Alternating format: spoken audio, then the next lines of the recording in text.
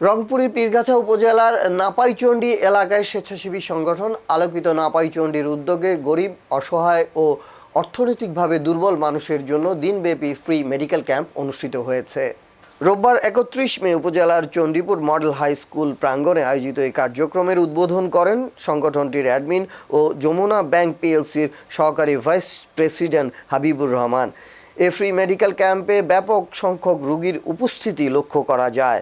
ক্যাম্পে মেডিসিন, শিশু, gynae, orthopaedics ও দন্ত বিভাগের ৫ জন বিশেষজ্ঞ চিকিৎসক রোগীদের স্বাস্থ্য পরীক্ষা করে প্রয়োজনীয় পরামর্শ দেন।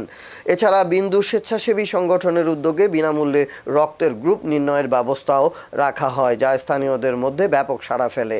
এ কার্যক্রমে আলোকিত নাপাইচন্ডীর ৬০ জন এবং বিন্দু স্বেচ্ছাসেবী সংগঠনের স্বেচ্ছাসেবক দায়িত্ব পালন করেন। দিনব্যাপী প্রায় ৫ শতাধিক মানুষ ক্যাম্প থেকে চিকিৎসা সেবা নেন। এ সময় উপস্থিত ছিলেন সংগঠনের সহসভাপতি আখতারুজ্জামান ও মঞ্জু মিয়া এবং সাধারণ সম্পাদক মাহিদুল ইসলাম স্বপন, যুগ্ম সাধারণ সম্পাদক খায়রুল মোস্তাক সুমন, সাংগঠনিক সম্পাদক রেজাউল করিম উজ্জ্বল, সহসাংগঠনিক সম্পাদক আল আমিন মিয়া ও রিপন মিয়া সহ অন্যান্য কার্যনির্বাহী সদস্যবৃন্দ। 20টা সামাজিক এবং উন্নয়নমূলক কাজ আমরা করেছি। এটা হচ্ছে 21তম ফ্রি মেডিকেল ক্যাম্প প্রজেক্ট।